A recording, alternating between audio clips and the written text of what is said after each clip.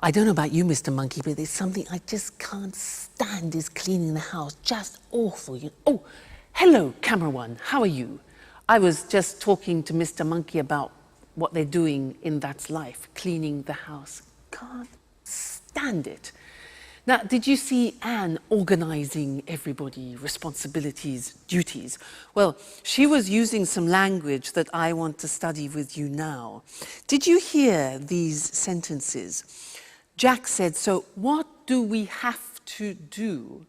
And Anne replies to Jack, "You have to clean up the kitchen, you have to sweep and mop the floor, and you have to clean your bedroom," like a child, yeah?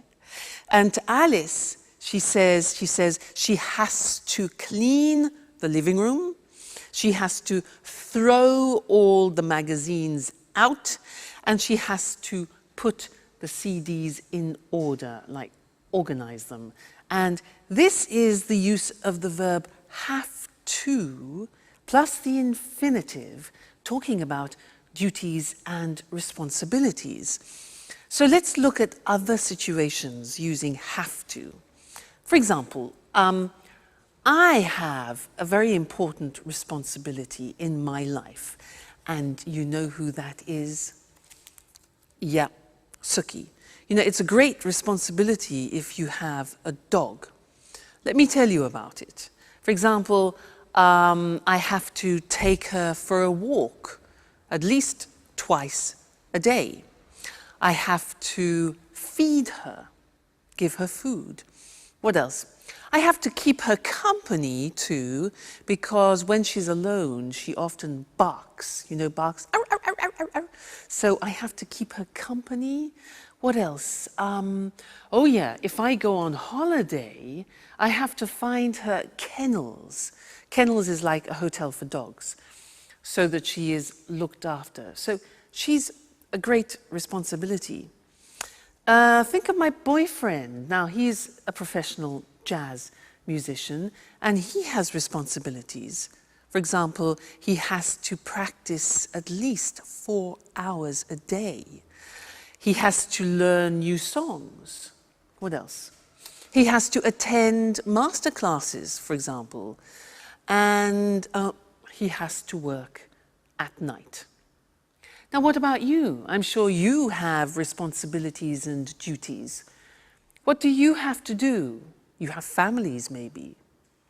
And also, you're learning English, so you have a responsibility towards learning the language. For example, you have to learn new vocabulary, and that takes memory. So vocabulary, you have to practice speaking, practice listening, and you have to dedicate time to learning the language. Okay? So that's have to, and I want to look at that with you now on the screen, because it's a very interesting verb, and when you want to talk about your responsibilities and duties, this is the verb to use. Now, so, have to, for daily responsibilities and obligations. Now, we use the verb have, which is conjugated. I have, you have, he has, she has, it has, we have, you have, they have. Then we add to, have to.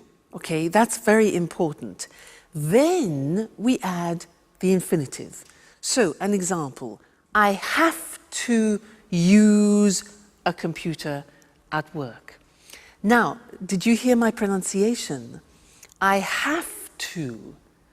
Notice I don't say V, I say F. Have. It becomes have to. Have to becomes in pronunciation have to. Okay? So, I have to use a computer at work. She has to write a report. Third person has, okay? She has to write a report.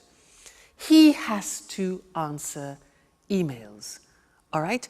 We have to, we go back to the pronunciation with F, we have to pay taxes, unfortunately. They have to go to meetings, which is sometimes boring. Have to, okay? Duties, responsibilities. Good. Now, the examples of questions are, do you have to speak English? We use the auxiliary do, very important. It's like the verb have. So, do you have to speak English? How often do you have to travel, for example? What language does she have to learn? And where do we have to go? So remember, use the auxiliary do and does. So that's have to when we're speaking about obligations and responsibilities, and we have a lot of them in life, so it's an important verb. Great. Let's go back and see how the cleaning is going. Terrible, Mr. Monkey cleaning. See you soon. Bye.